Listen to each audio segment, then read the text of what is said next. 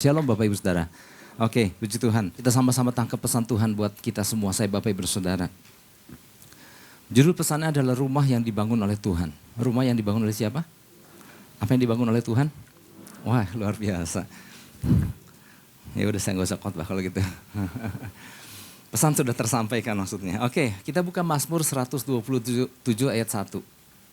Rasanya nggak asing ya buat kita ayat Mazmur 127 ayat 1 ini. Oke, sudah terpampang di depan. Mari kita sama-sama baca satu ayat ini. Sebetulnya satu perikop semua ya. Tapi penekanannya ini. 1, 2, 3.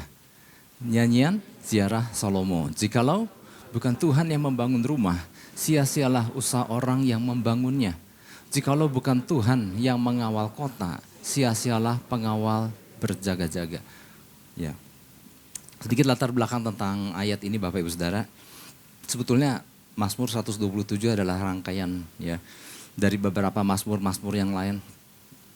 Ya, 120 sampai 130-an itu sebenarnya lagi berbicara tentang nyanyian ziarah ya, nyanyian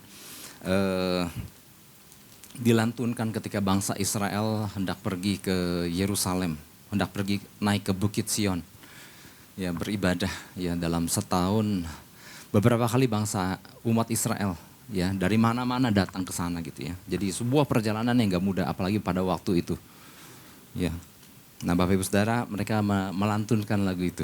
Tetapi bukan hanya sekedar lagu ini kata-kata kuat ya, ini firman Tuhan. Nah, Mazmur ini secara keseluruhan mengungkapkan tentang betapa umat Tuhan itu enggak berdaya tanpa Tuhan. Makanya beberapa kali kan di sini disampaikan jikalau bukan Tuhan, ya.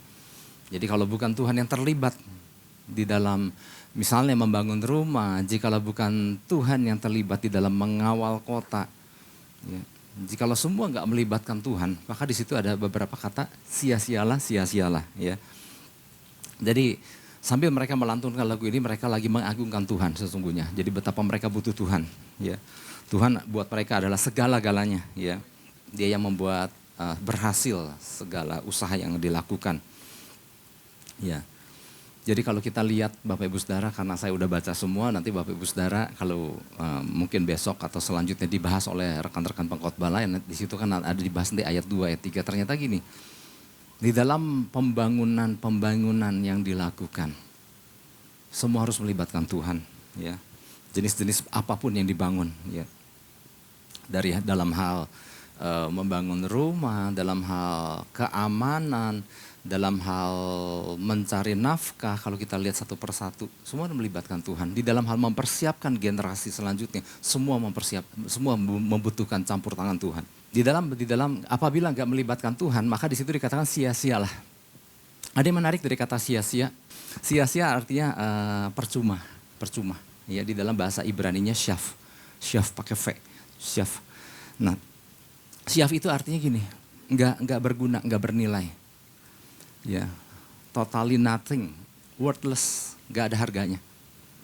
Jadi ketika nggak melibatkan Tuhan, artinya sampah, nggak ada guna semua. Kalau kita pernah buka, mungkin Bapak Ibu Saudara pernah buka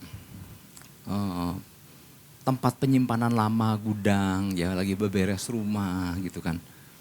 Kadang-kadang suka menemukan benda-benda lama, barang-barang bekas lah ya.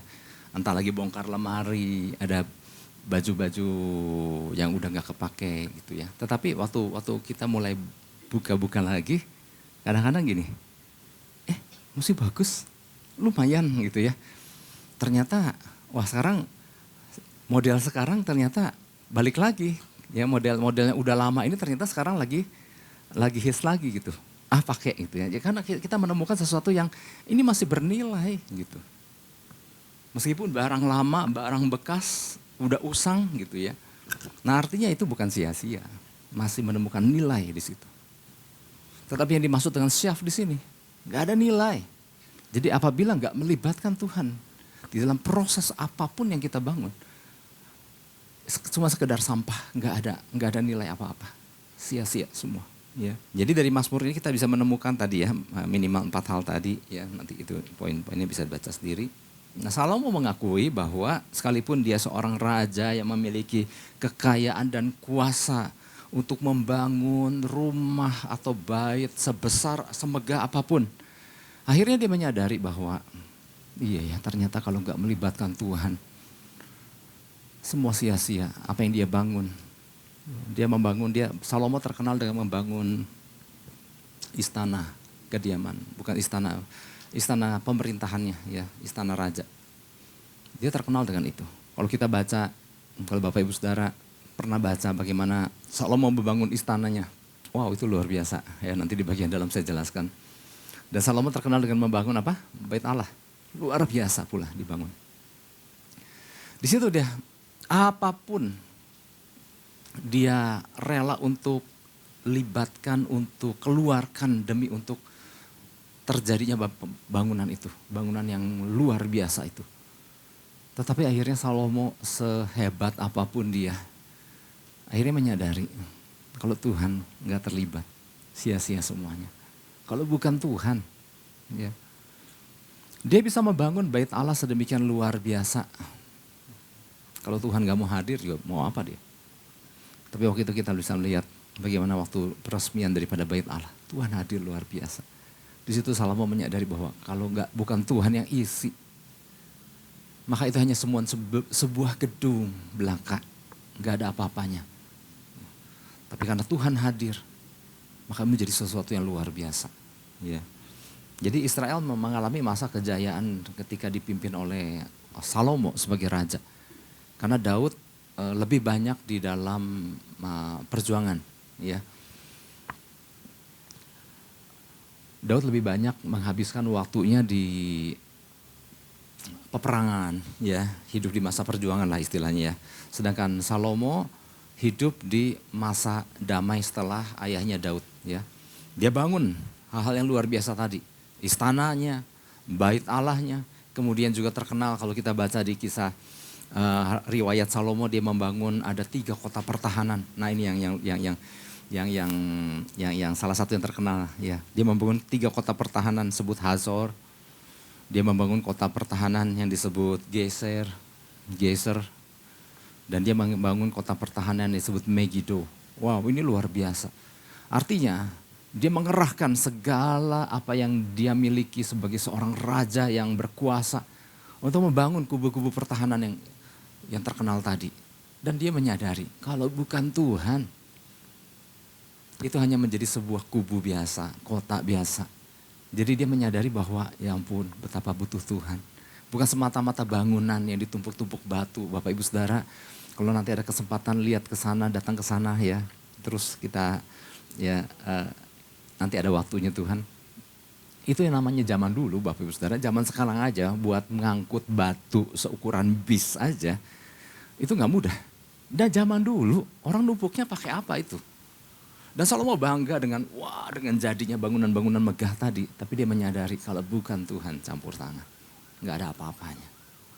Dia menyadari bahwa pentingnya Tuhan terlibat di dalam proses pembangunan. Nah, ini jadi sebuah peringatan buat kita bahwa jangan kita pikir kita memiliki suatu sumber daya dan kita merasa aman di situ. Kalau bukan Tuhan, sia-sia, katakan sia-sia. Ya, kadang-kadang kan orang memiliki rasa amannya kepada suatu benda. Orang memiliki rasa aman sama hartanya. Baru aman, baru tenang hidup Pak. Kalau aku tercapai ini. Karena apa? Karena mulai menggantungkan rasa amannya kepada hal-hal tadi. Padahal gini, Salomo yang udah memiliki segalanya. Akhirnya dia berkesimpulan, kalau bukan Tuhan, kosong hidup, gak ada apa-apanya, sia-sia. Makanya di dalam salah satu kitab Pengkhotbah, bahkan di situ banyak kesia-siaan yang ditulis oleh Salomo. Kalau bukan Tuhan, nggak ada apa-apanya hidup. Ya. Nah, apa yang mau disampaikan lewat pesan ini Bapak Ibu Saudara? Nah, ternyata gini, inilah jadi pesan Tuhan buat kita, saya Bapak Ibu Saudara. Bahwa ternyata masih didapati ada rumah-rumah tangga. Aduh, rumah tangga lagi nih. Nggak apa-apa ya. Ini kan pesan Tuhan, makanya saya sampaikan aja. Bahwa ternyata masih didapati ada rumah-rumah tangga umat Tuhan yang tampilannya seperti rumah yang belum selesai dibangun atau salah dibangun. Bagaikan tinggal di sebuah rumah yang bagian-bagiannya seperti belum selesai. Wow, ini serius loh ini. Misalnya seperti ada rumah, saudara bisa bayangkanlah rumah yang belum selesai. Ya. Kayak gimana? Ada yang baru setengah jadi. Ini tampak bukan secara fisik ya. Tetapi Tuhan nyatakan bahwa ada bangunan yang sudah ditinggali seperti layaknya seorang tinggal dalam sebuah rumah, tetapi dari kacamata Tuhan, Tuhan melihat ya ampun rumah ini seperti belum ada atapnya misalnya.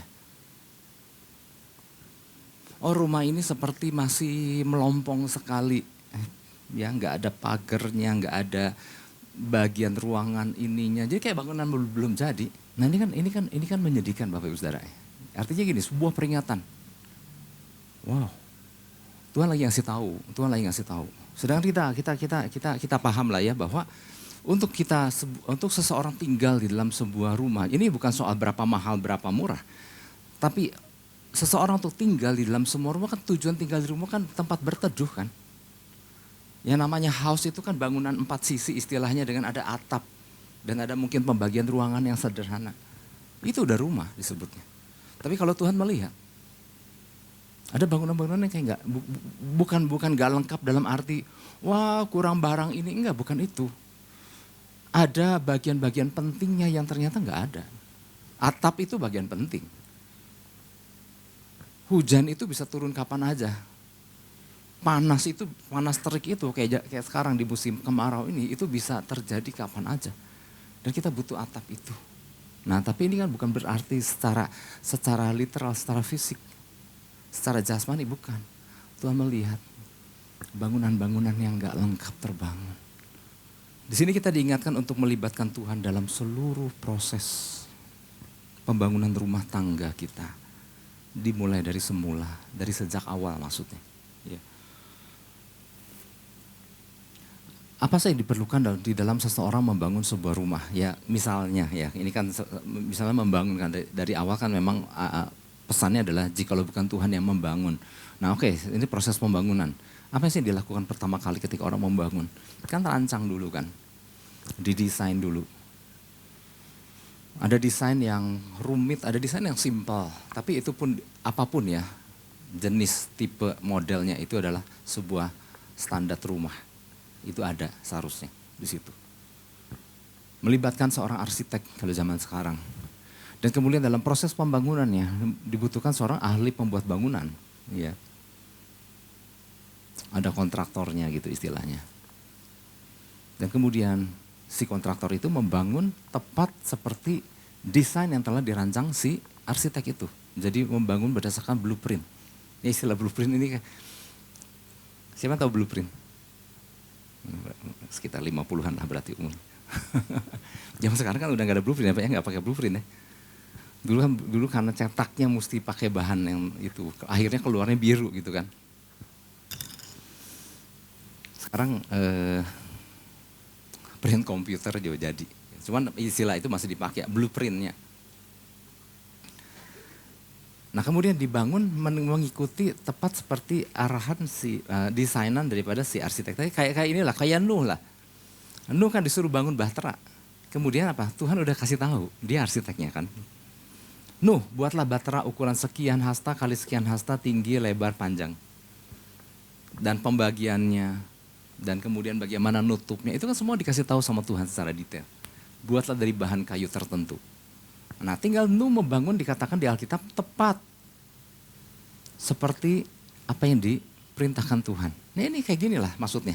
Sehingga jadilah bahtera itu tanpa ada kekurangan. Nuh, jendelanya kok masih bolong, adakah di Alkitab saat itu? Enggak ada. Nuh membangun tepat seperti yang diperintahkan Tuhan.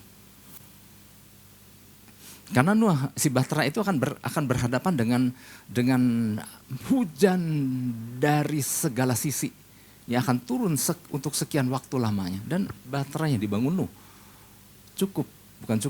mampu di tengah keadaan, di tengah suasana yang seperti itu, di tengah turunnya hujan yang begitu derasnya.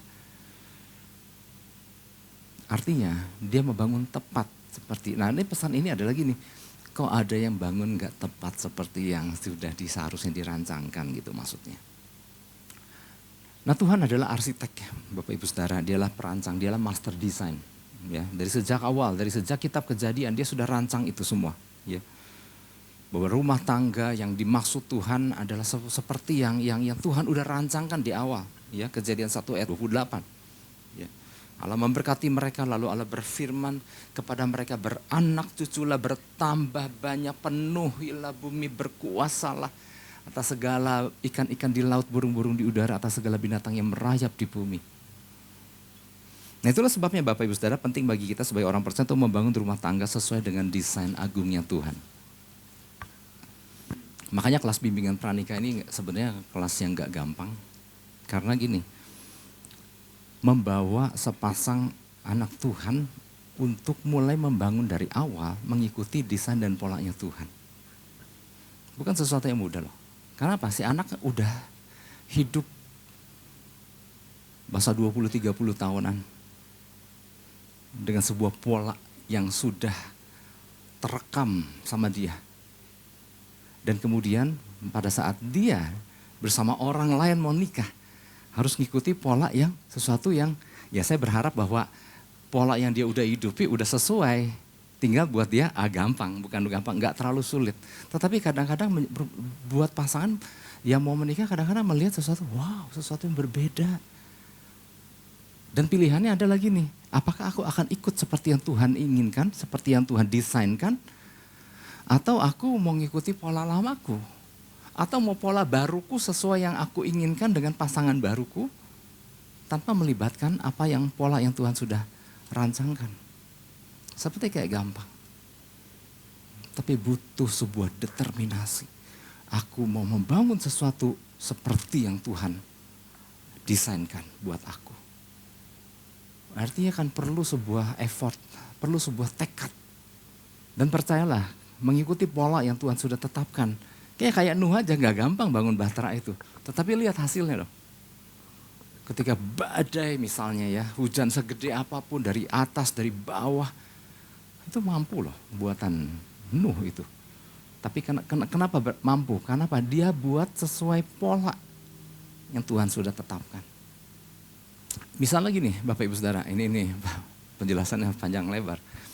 Kalau Bapak Ibu Saudara pernah beli, kan sekarang ada tuh banyak tuh lemari-lemari yang do it yourself itu tuh. Yang kalau kita beli lemari, laci, meja kecil dan lain-lain kan, wah bentuknya bagus. Nah pada waktu kita beli, kita nggak bawa pulang itu lemari. Tapi diringkas dalam sebuah tumpukan-tumpukan papan beserta dengan bautnya terpisah, nanti kita pulang, kita bikin sendiri, bangun sendiri, ya. Kita sambung-sambung sendiri, ya. Nah, waktu kita menyambung, Bapak Ibu Saudara tentu pernah ya, waktu melakukan penyambungan itu,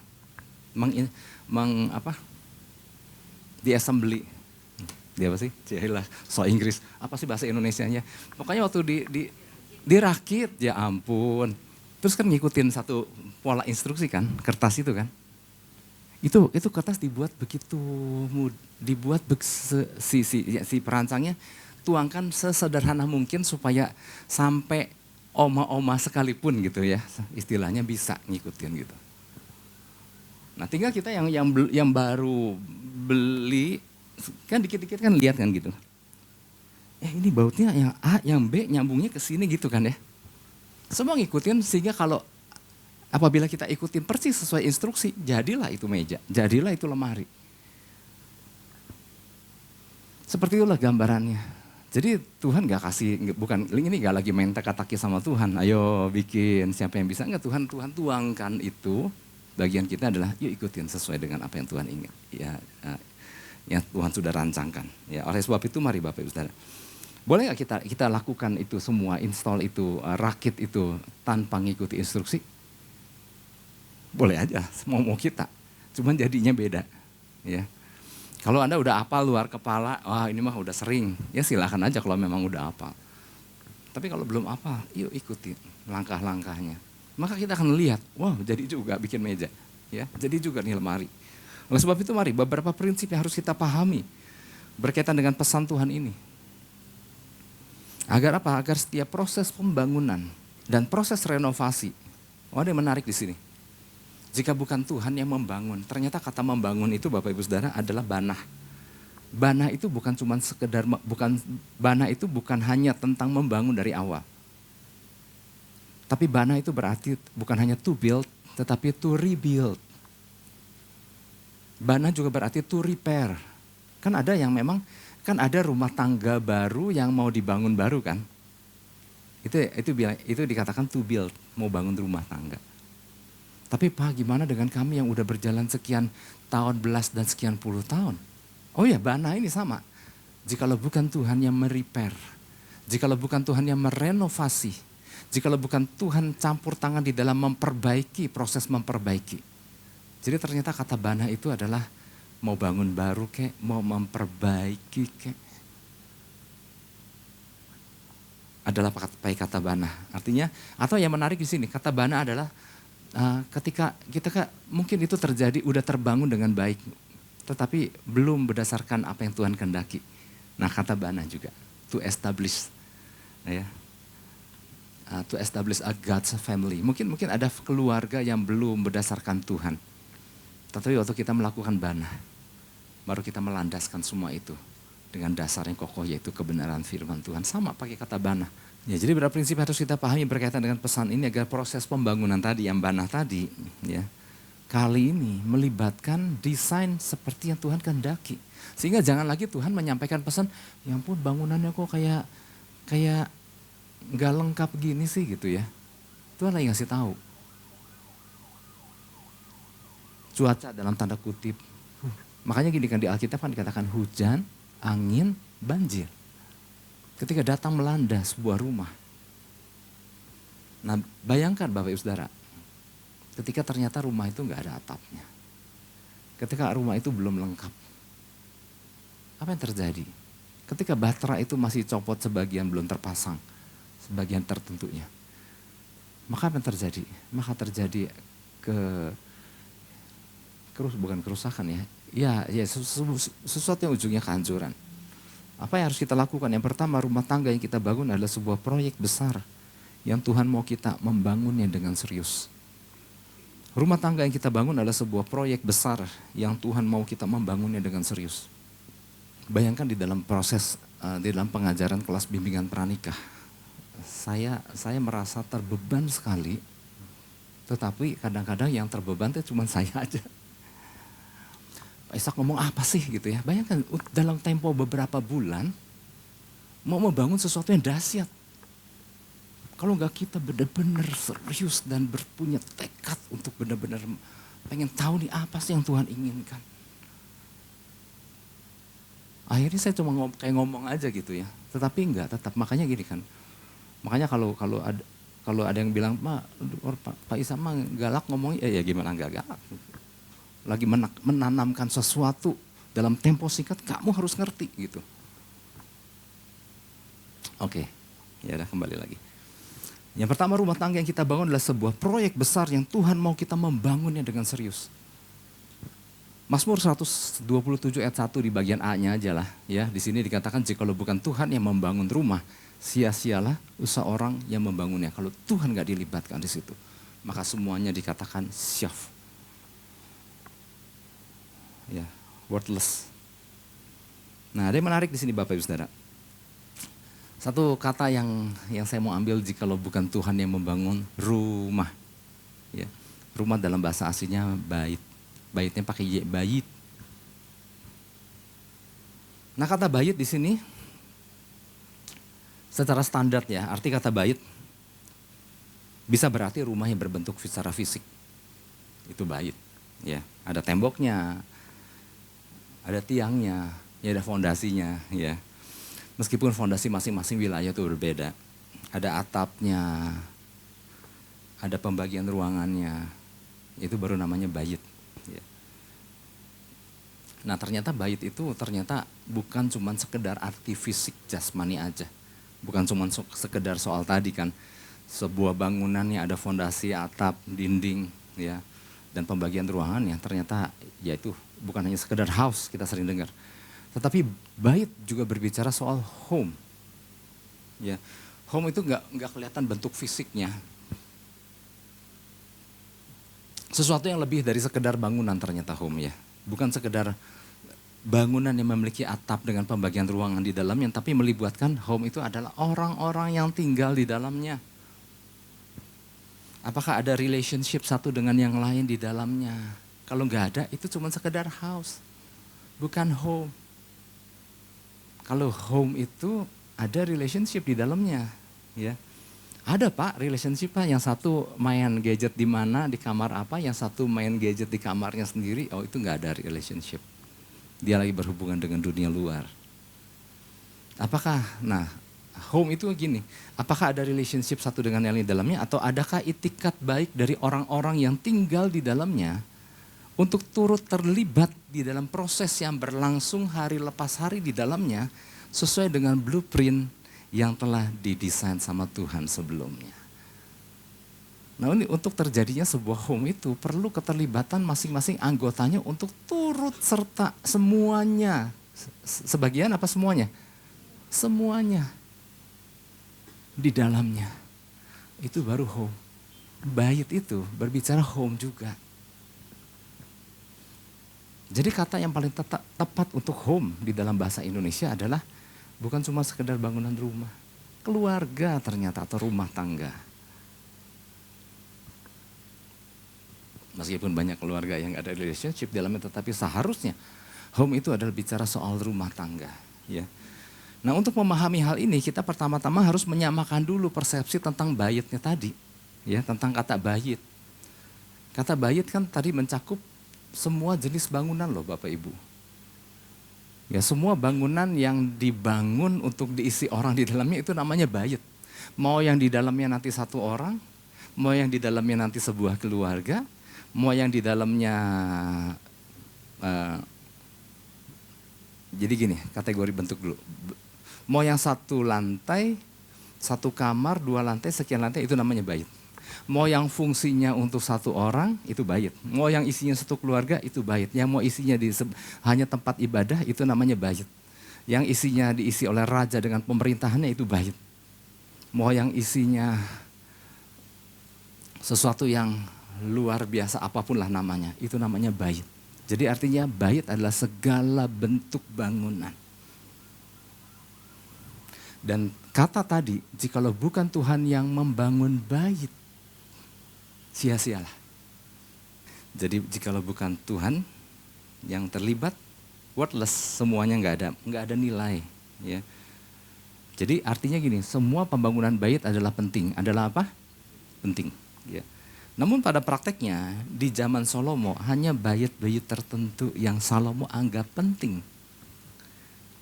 yaitu istana kediamannya, istana pemerintahan raja, istana raja lah. Ya mau Salomo tinggal sementara, ya kayak gini, kayak presiden kan ada istana presiden kan, tapi ada rumah presiden, apapun lah namanya. Buat Salomo minimal ada dua, bukan minimal, ada dua hal penting yang ada dua bangunan yang menurut Salomo itu penting. Maka Salomo mencurahkan segala-galanya, segala usaha, tenaga, daya dan upaya untuk selesainya pembangunan itu. Istana Salomo itu, istana raja itu selesai dalam waktu 13 tahun. 13 tahun lama gak Bapak Ibu Saudara? Oh lama loh. Yusuf aja berjuang 13 tahun.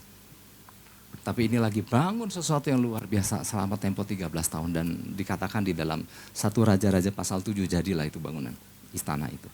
Bahkan istana Salomo ini dikatakan ada satu, entahkah seluruh istana disebut hutan Libanon ataukah ada satu bagian tertentu yang disebut hutan Libanon, tetapi apapun lah. Hutan Libanon artinya gini, ini kan di Yerusalem. Salomo memindahkan hutan Libanon ke dalam istananya. Artinya ini luar biasa. Ya, pohon-pohon besar, lautnya sekalian. Itu kalau kita baca secara detail, itu dipindahkan ke dalam istana.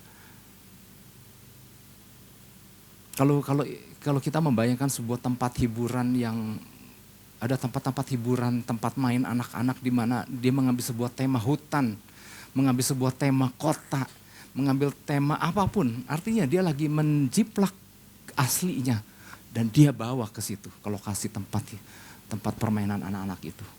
Ini kan biayanya kan gak sedikit Bapak Ibu Saudara. Dan Salomo lakukan itu. Salomo cuma nanya, gimana caranya ya menghadirkan Libanon ke dalam istanaku? Wah Tuanku, perlu gini, perlu gini, perlu gini. Salomo cuma bilang, lakukan. Ada semua yang dia miliki, segala sumber daya. Bahkan dia tinggal kontak sama Raja Libanon, aku butuh pohon-pohonmu. Maka dikirimlah sama raja atas kebaikan Daud ayahnya, hubungan Daud dengan para raja-raja itu. Semua dikirim, semua dibangun. Ya saya lagi menekankan bahwa betapa gini, kalau Salomo anggap itu suatu penting, maka dia bangun dengan sungguh-sungguh dan jadilah. Oke, itu bangunan yang disebut istana raja. Kemudian ada bangunan yang luar biasa, nggak kalah luar biasa, ada bait suci, bait Allah. Salomo bangun tepat seperti yang sudah didesain, apa yang Tuhan kehendaki. Ide muncul dari ayahnya, dari Daud. Cuman Daud kan terlalu banyak menumpahkan darah, maka Tuhan bilang, anakmu lah Salomo yang akan membangunnya. Tapi Daud menyediakan semua kebutuhannya.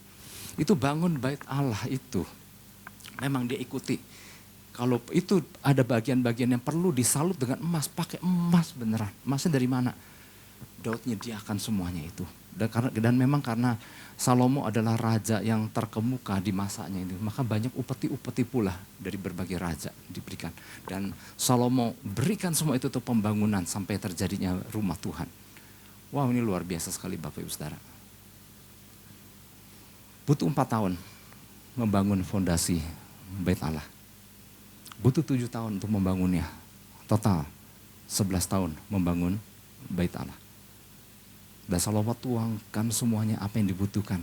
Semua laksanakan, kata Salomo.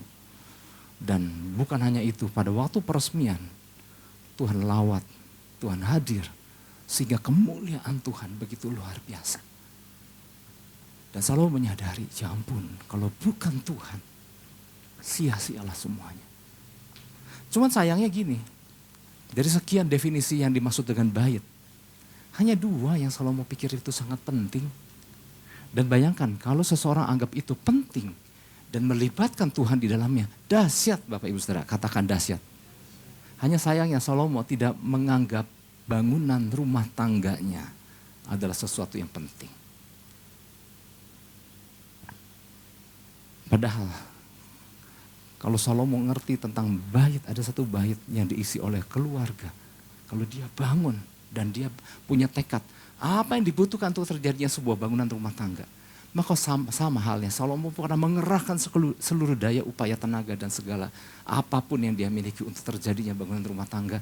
Dan kemudian dia menghadirkan Tuhan di situ. Dahsyat itu semua. Sayangnya, bagian itu dia nggak anggap penting. Untuk ngitung jumlah gundik dan istrinya aja, Salomo kan nggak kesulitan ya. Siapa ya dek? Aku istrimu raja. Oh iya, makmal ya, gundiknya 700, istrinya 300 kan.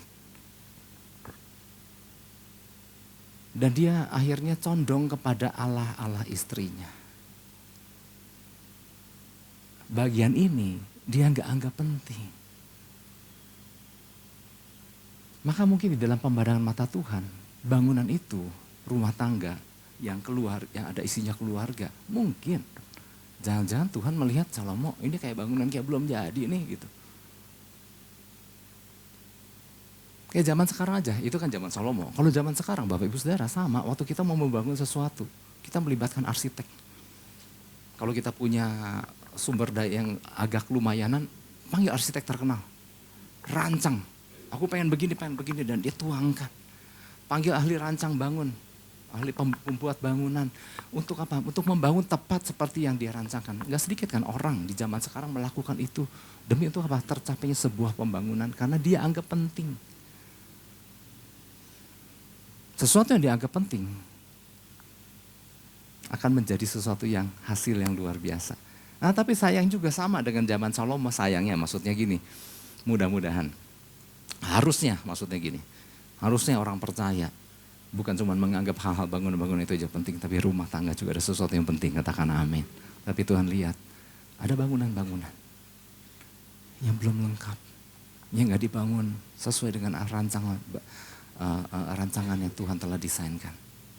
Oleh sebab itu mari Bapak Ibu Saudara, bangunan itu, ya, yang dikatakan bana itu, bukan cuma membuat dari awal, Pak kadung kebangun gimana? Nah ada kata tadi, renovate.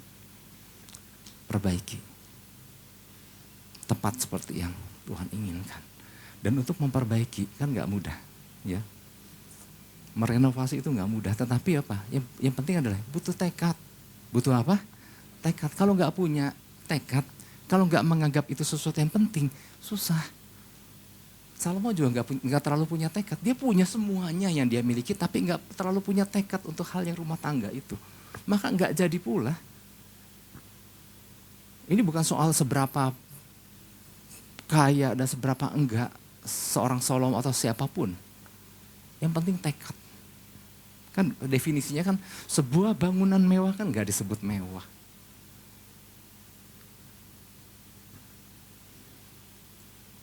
Jadi ternyata gini Bapak Ibu Saudara, jangan cuma menganggap sesuatu yang penting untuk usaha kita berani bayar harga untuk itu. Tetapi bagian yang ternyata buat Tuhan itu penting yaitu keluarga atau rumah tangga. Nah ini ada sesuatu yang harus kita anggap penting, bangun sesuai dengan pola yang Tuhan kehendaki. Maka lihat ada sesuatu yang dahsyat di sana dan Tuhan hadir. Kalau Tuhan dihadirkan, maka menjadi sesuatu yang dahsyat di rumah tangga itu. Katakan amin. Oke, itu yang pertama. Jadi prinsip yang harus kita pahami ya berdasarkan dengan proses pembangunan ya. Yang tadi Banah tadi kan to build, to rebuild, to repair, to establish God's family di dalamnya. Jadi yang pertama rumah tangga yang kita bangun adalah sebuah proyek besar yang Tuhan mau kita membangunnya dengan serius. Yang kedua rumah tangga yang dibangun harus menjadi wakil kerajaan sorga di bumi. Rumah tangga yang dibangun harus menjadi wakil kerajaan sorga di bumi. Mazmur 127 ayat 1a sama masih ya. Jikalau bukan Tuhan yang membangun rumah, sia-sialah usaha orang yang membangunnya. Di dalam kelas premarital course, bimbingan pranikah, ada satu kelas yang pertama yang selalu diikuti, nggak selalu harus diikuti orang yang mau menikah. Anak-anak SMP ya, kita tahu ya, anak-anak SMP, SMA sekalipun yang masih belum tahu kapan nikahnya, diundang untuk ikut. Jadi tahu gini, keluarga yang Tuhan kehendaki itu seperti apa, dia sudah tertanam di dalam pikiran mereka. Oh ini loh yang Tuhan kehendaki. Yang dimana suatu hari aku akan bangun. Jadi penting pelajaran ini supaya apa? Sudah tertanam dulu di dalam anak-anak. Bahwa ini loh yang Tuhan inginkan. Ada keluarga, definisi keluarganya yang harus disamakan dulu pertama kali. Definisi keluarga secara umum hanya sebuah lembaga terkecil di dalam masyarakat yang terdiri dari ayah, ibu, anak. Jadilah keluarga. Jadi kalau definisi keluarga menurut pengertian umum di luar sana, hanya itu. Asal lu laki ketemu perempuan, enggak ya, sekarang definisinya enggak asal lu laki dan satu kayak cowok gitu ya. Banyak yang keluarga bikin kayak begitu sekarang. Nah kalau definisinya hanya sekedar itu, banyak kan keluarga asal jadi. Yang penting kan satu merasa laki, satu merasa perempuan, kemudian tinggal bersama dan tiba-tiba punya anak yang entah dari mana gitu. Atau secara normal dulu deh. Ada laki, ada perempuan tinggal bersama kemudian melahirkan anak. Ya. Hasil sebuah proses normal dan mengandung dan melahirkan anak. Itu keluarga menurut pengertian umum. Tapi ternyata keluarga menurut pengertian Tuhan, yang Tuhan sudah rancang, yang sudah Tuhan desain, pengertian keluarga adalah tempat perwakilan Tuhan di bumi. Wow. Representasi kerajaan sorga di bumi itu dituangkan dalam keluarga. Maka kitab Kejadian 1 di situ dikatakan Tuhan mempersatukan pria segambar serupa dengan Allah dengan wanita yang segambar serupa dengan Allah. Anak Tuhan yang takut akan Tuhan, yang menjalani pacaran yang kudus, dipersatukan di dalam sebuah pernikahan kudus. Maka akan menghasilkan sebuah keturunan yang luar biasa yang akan di sini dikatakan berkuasa memenuhi bumi, yang bertambah banyak, berkuasa atas ikan-ikan di laut, burung-burung di udara, segala binatang yang merayap di bumi. Ya. Sebagai perwakilan Tuhan, sebagai representasi sorga di bumi. Jadi gini, Tuhan mau nyatakan isi hatinya di bumi ini kepada siapa? Kepada keluarga. Maka oleh sebab itu harus di dalam keluarga harus ada penerima mandatnya. Siapa? Ada suami, istri, anak? Suami. Wow, ini sebuah kehormatan sekali. Suami yang nangkep rencana Tuhan, yang bisa membawa Tuhan, keluarganya, anggota keluarganya ke tujuan Tuhan.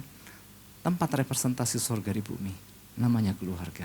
Dan perlu di dalam keluarga sang penerima mandat itu. Yang kedua, keluarga adalah lembaga untuk berekspresi.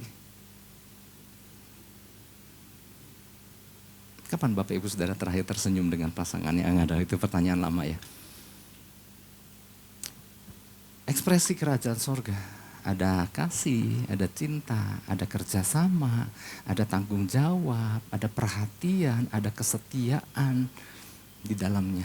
Itulah ekspresi kerajaan surga. Kenapa? Tuhan kita punya itu semua.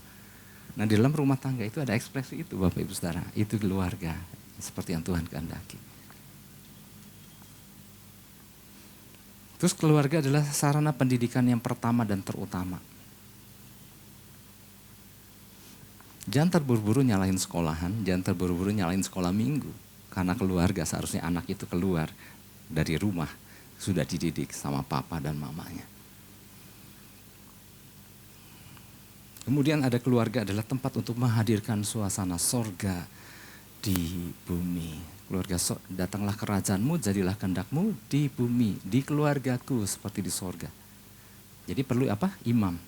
Imam siapa tuh? Oh, suami lagi ya. Aduh, berat ya jadi suami ya. Berat ya jadi pria deh. Dia lagi tugasnya. Ya.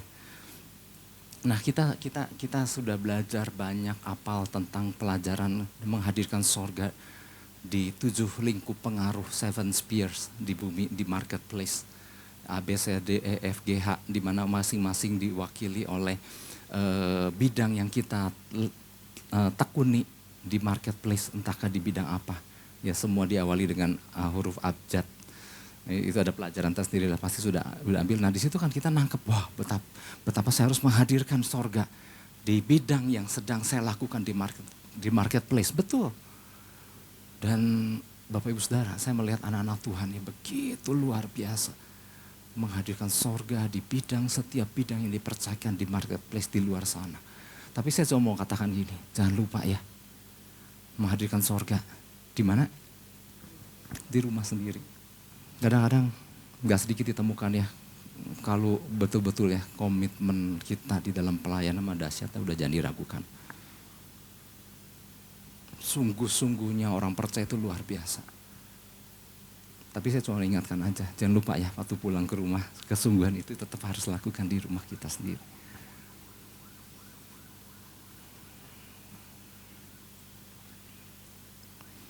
Jadi prinsip tentang duta kerajaan surga itu tetap jangan kita punya mindset hanya berlaku waktu kita beraktivitas di luar. Tapi prinsip duta kerajaan surga kita harus juga aplikasikan di tempat di mana kita tinggal. Makanya gini, saya mau tutup dengan gini aja Bapak Ibu Saudara. Ingat gak apa yang dikatakan oleh Joshua? Kesimpulan sebuah kitab Joshua ternyata gini. Kesimpulan kitab Joshua kan panjang ya. Dari penggantian kepemimpinan dari Musa kepada Joshua, bagaimana mereka berjalan menyeberang dari Sungai Yordan dan menginjakkan kaki di tanah perjanjian, berperang lawan suku. Saya pernah sampaikan ini, perlu Joshua 1 sampai Joshua 30-an pasal untuk menceritakan tentang Joshua, bagaimana bangsa Israel menduduki satu persatu wilayah di sana. Meskipun belum semuanya terduduki, tapi perlu perjuangan. Saya pernah sampaikan bahwa ternyata gini, apa sih kesimpulan dari kitab Joshua? Ternyata luar biasa ya, kesimpulan dari kitab Joshua adalah bagaimana Tuhan ingin kerajaan sorga hadir di setiap rumah tangga. Wow, luar biasa. Sampai Joshua berkata, tentukan di mana kalian mau ibadah, tapi aku dan seisi keluargaku, aku akan beribadah kepada Tuhan. Aku akan melayani. As for me and my family, we will serve the Lord, katanya. Aku dan seisi keluargaku. Siapa kata? Aku dan siapa? Aku dan seisi keluarga. Nah sekarang pertanyaannya, apa kita dengan seisi keluarga kita? Dan yang banyak terjadi sekarang kan Joshua kan berkata, wow, dengan lantangnya ke hadapan masyarakat, ke hadapan bangsa Israel, rakyat Israel berkata, tetapi aku dan seisi keluargaku, kata Joshua ya, saya nggak tahu suara aslinya kayak gimana, tapi saya bisa membayangkan, wow itu suaranya luar biasa. Tetapi yang terjadi zaman sekarang, Perkataannya sama, tetapi banyak yang berkata gini, tetapi aku dan seisi keluargaku, aku akan melayani Tuhan. Kenapa? Siapa yang bicara itu? Bukan Banci ya, sorry ya, bukan Banci kan, soalnya istri. Mari kita mau dengar suara-suara pria yang berkata, tetapi aku dan seisi keluargaku, aku akan beribadah. Amin. Kita beri tepuk tangan buat Tuhan Yesus. Haleluya. Nah, Tuhan mau kita bangun, tangkap itu sama-sama ya. Kan saya juga lelaki. Sama-sama kita tangkap itu, kita bangun sama-sama sesuai blueprint yang Tuhan sudah tetapkan. Dan jangan sampai Tuhan bilang, saya rindu Tuhan berkata, wow inilah rumah yang aku inginkan. Ya jangan rumah yang kayak belum jadi ya gitu ya. Tapi mari ya kita sudah berdoa sama-sama ya. Kita perlu yang diperlukan adalah sebuah tekad dan anggap itu penting. Dan karena memang itu penting, bait yang dimaksud itu. Haleluya, puji Tuhan. Oke.